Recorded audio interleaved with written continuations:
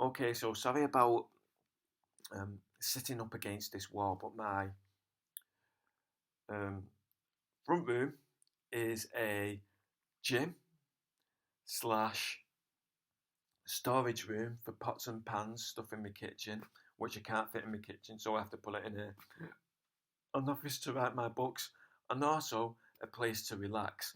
So it gets messy quite quickly.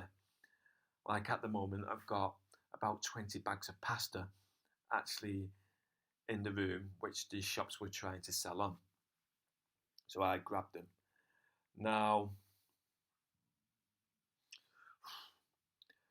I want to respond to Classic Selma, and I want to respond to Classic Selma for an Instagram post which she posted about her article in Vogue, which said 6 young people reflect on what a black university in the UK might look like.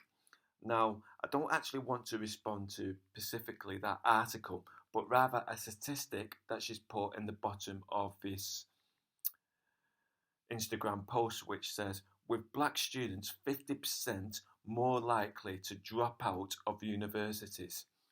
Now, I've come up with a theory which I was just pumping out there for food for thought.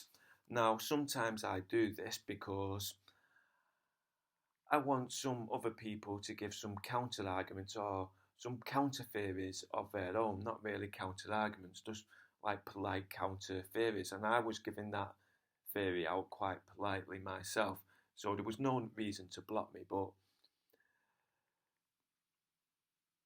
the reason I do that is because some people come from different perspectives, so they may have some other theories that I've not actually thought of, or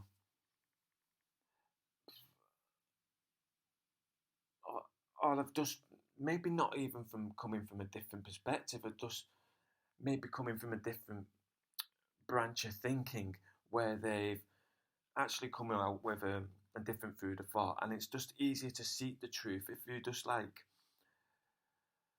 put your thoughts out there for scrutiny. So that's what I did, and the theory which I gave out was, could this the fact that 50% more likely black students are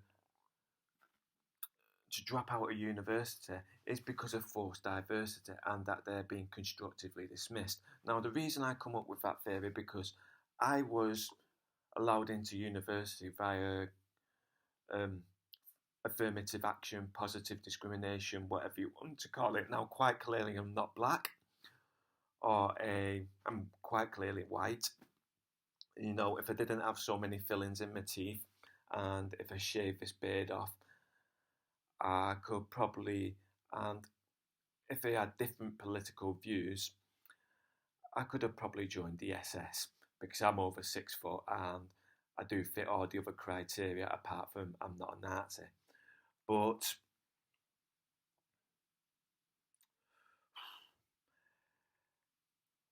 I've lost my train of thought now. But yeah, I got allowed into university for affirmative actions really because I'm classed as disabled for having dyslexia. Now, I don't really see that as a disability, I see that as a gift, but they see it as a disability, and that's all that really counts.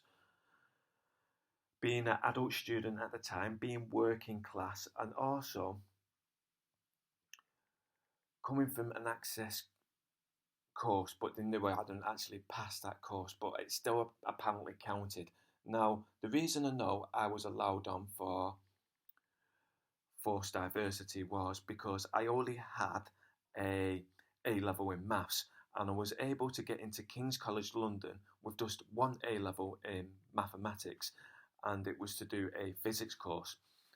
So quite clearly, I got in from forced diversity. I didn't really get in via merit grounds.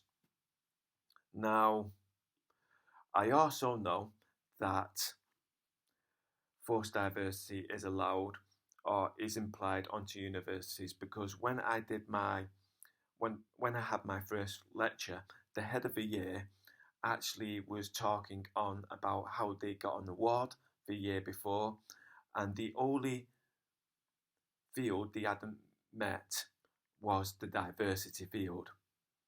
And they said that the university was deemed as not being that diverse. So, hence, this year they've tried to meet their diversity targets. So, I just know from first hand that forced diversity does go on in universities because lecturers have actually admitted it to me.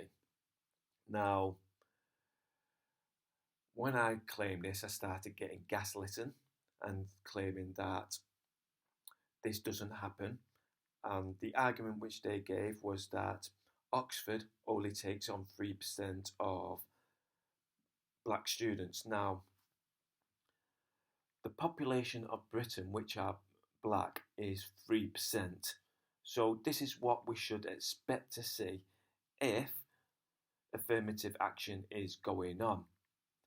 Because if it was going on merit grounds or an equality of opportunity approach to selecting students, then we should not expect it to see, or we should not expect it to represent the population at large, because equality of opportunity does not produce equality of outcome. So this only holds or applies more weight to what I'm saying. That forced diversity does go on. Now, if you're claiming that these universities are hostile environments, then and they're being forced to take on students, then don't you think these universities have other ways to skin a cat and get these people out that they don't want to take on? It's just food for thought.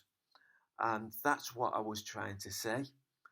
But obviously, I wasn't allowed to say that because I got blocked, even though I was quite politely giving a theory.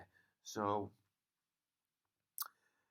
yeah, we're saying that because I wasn't getting a counter theory, really, apart from just this claim, just this empty claim that they don't do positive discrimination.